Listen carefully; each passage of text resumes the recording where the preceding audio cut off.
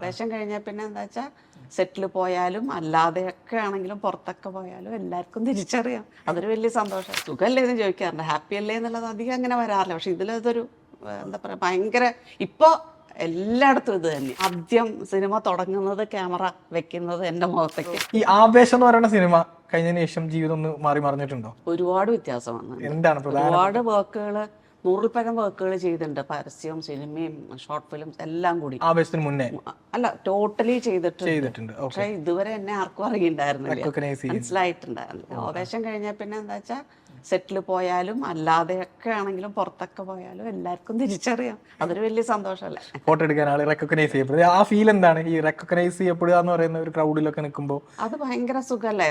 നമ്മളെ ഇത്രയും ജനമുള്ളൊരു സ്ഥലത്തുനിന്ന് നമുക്ക് അതിൽ നിന്ന് പിക്കപ്പ് ചെയ്യണമെന്നുള്ളത് വലിയൊരു സന്തോഷം ലൊക്കേഷന്റെ പുറത്തൊക്കെ ആളുകൾ വന്ന് വെയിറ്റ് ചെയ്യുന്ന ഫോട്ടോ എടുക്കാനൊക്കെ കേട്ടു. ഇപ്പൊ ഞാൻ ആഭ്യന്തര കുറ്റവാളി ചെയ്തോണ്ടിരിക്കുകയാണ്.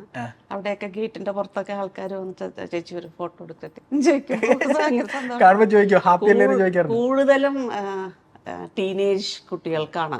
അവർ കുറേശ്ശം കണ്ടിട്ടേ ബസ് സ്റ്റോപ്പിൽ, ഞാൻ താമസിക്കുന്ന സ്ഥലവും ഈ ലൊക്കേഷൻ തൊട്ടടുത്താ. ബസ് സ്റ്റാൻഡിലൊക്കെ ആൾക്കാർ വെയിറ്റ്, കുട്ടികൾ മെയിൻലി, അയ്യോ ഹാപ്പി അല്ലേ ആന്റി പോണു. റിയൽ ലൈഫിൽ ആരോടെങ്കിലും ചേച്ചി ചോദിച്ചിട്ടുണ്ടോ നിങ്ങൾ ഹാപ്പി അല്ലേ എന്ന് എപ്പോഴെങ്കിലും? ഹാപ്പി അല്ലേ, സുഖമല്ലേ എന്ന് ചോദിക്കാറുണ്ട്. ഹാപ്പി അല്ലേ എന്നുള്ളത് അധികം അങ്ങനെ വരാറില്ല. പക്ഷെ ഇതിലതൊരു എന്താ പറയാ, ഭയങ്കര ഇപ്പൊ എല്ലായിടത്തും ഇത് തന്നെയാണ്. ഇപ്പൊ ഒരുപാട് പേരുടെ ലൈഫ് മാറ്റിയിട്ടുള്ള ഡയലോഗ്, അത് സിനിമയിൽ വരുമ്പോൾ അതിനൊന്നുകൂടി എക്സ്പോഷർ കിട്ടുന്നു എന്നുള്ളതാണ്.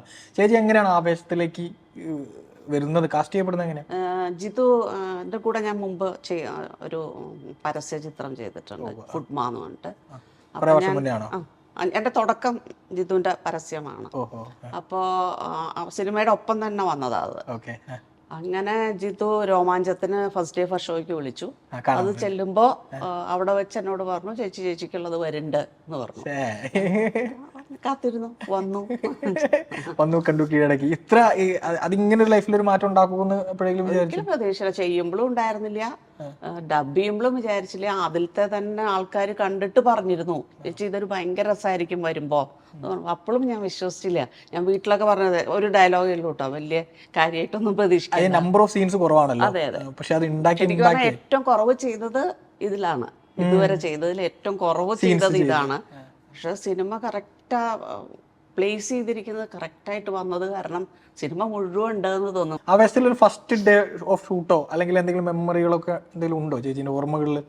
ഓർമ്മ എന്ന് പറഞ്ഞാൽ ടോട്ടലി നല്ല ടീമാണ്, നല്ല സുഖമായിരുന്നു ജിത്തുവിൻ്റെ കൂടെ വർക്ക് ചെയ്യാനും. ആ കുട്ടികളാണെങ്കിലും അതെ, ഭയങ്കര രസമായിരുന്നു. പിന്നെ അതിലും കൂടുതൽ എന്ന് വെച്ചാൽ ആദ്യം സിനിമ തുടങ്ങുന്നത്, ക്യാമറ വെക്കുന്നത് എൻ്റെ മുഖത്തേക്ക്. സിനിമ ഏറ്റവും അവസാനം എൻ്റെ കൗണ്ടർ പോർഷൻസ് എല്ലാം ഞാൻ ഇവിടെ ഒറ്റയ്ക്ക് ഒരു ദിവസം ചെയ്തിരുന്നു. അതും അവസാനത്തെ ക്ലാപ്പ് ഉണ്ടാവുന്നതും പാക്കപ്പ് പാർട്ടി ഉണ്ടാവുന്നതും ഒക്കെ ആദ്യമായിട്ടാണ് ലൈഫിൽ ഉണ്ടാവുന്നത്. പടം തുടങ്ങുന്നത് ചേച്ചിന്റെ അതെ, ആ ഇടവഴിയിലേക്ക് നടന്നു വരുന്ന ആ സീനാണ് ആദ്യത്തെ. അപ്പൊ അത് ഈ സിനിമാക്കാർ കേൾക്കേണ്ട ഒരു കാര്യമാണ്. നീരജ് ചേച്ചിന്റെ മുഖത്ത് ക്യാമറ വെച്ചിട്ടാണ് ആവേശം സ്റ്റാർട്ട് ചെയ്തത്.